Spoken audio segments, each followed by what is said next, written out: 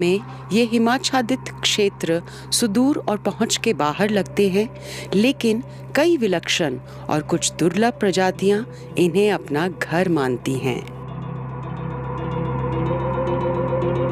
मैं बुरांश की छाया में छिपे ऐसे ही एक रहस्यमयी प्राणी की तलाश में हूं। दुर्लभ और प्राचीन, पिशाच जैसे दांतों वाला।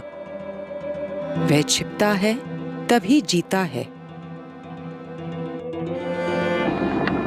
2021 के बसंत में महामारी की दूसरी लहर से ठीक पहले हमारी खोज शुरू हुई। कस्तूरी मृग, जिसे स्थानीय तौर पर कस्तूरी के नाम से जाना जाता है, का फिल्मांकन करने के लिए। कस्तूरी मृग का फिल्मांकन करना किसी भूत का पीछा करने जैसा है।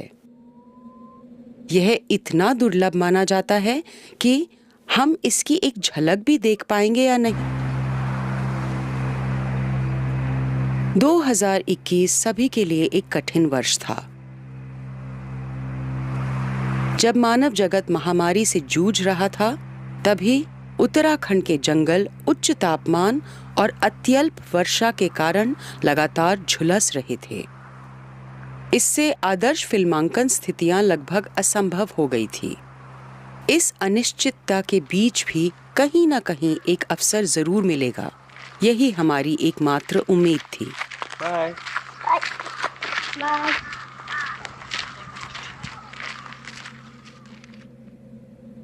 हम उत्तराखंड में कुमाऊं की पहाड़ी घास भूमि में 12,000 फीट की ऊंचाई पर जा रहे थे। बौने बुरांश के तले सूरज से छिपी बर्फ की आखिरी परत पिघल रही है। जीवन के सभी रूप वसंतोत्सव का आनंद ले रहे हैं।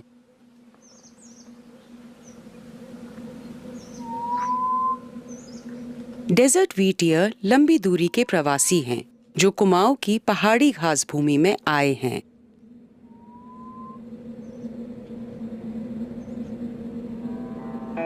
स्थानीय तौर पर बुग्याल कहे जाने वाले ये घास के मैदान हिमालयी इकोसिस्टम का एक महत्वपूर्ण अंग हैं।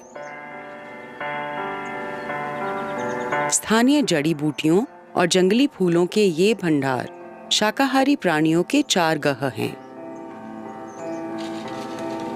और वही शाकाहारी प्राणी शिकारियों और स्वच्छेकों के लिए अन्न का स्रोत। हम जैसे जैसे ऊपर जाते हैं, वनस्पति कम और बौनी होती जाती है। हिमालयी कस्तूरी मृग का पसंदीदा निवास स्थान यह संकरी खड़ी पर्वतमाला है, जो समुद्र तल से लगभग 9 से 13,000 फीट के बीच है।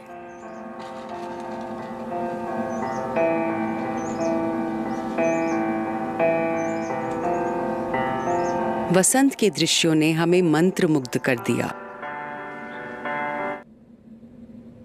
हम उसके व्यवहार का अच्छी तरह से फिल्मांकन नहीं कर पाए, लेकिन उसकी केवल एक झलक ने हमें वापस आने तथा उसे और अच्छी तरह से समझने के लिए प्रेरित किया है। वापस जाते समय मैं सोच रही थी कि कैसे वसंत और सर्दी दोनों ऋतुओं में हमने उसे लगभग एक ही जगह पाया, और कैसे दोनों बार हमें वो 2 दिन दिखा।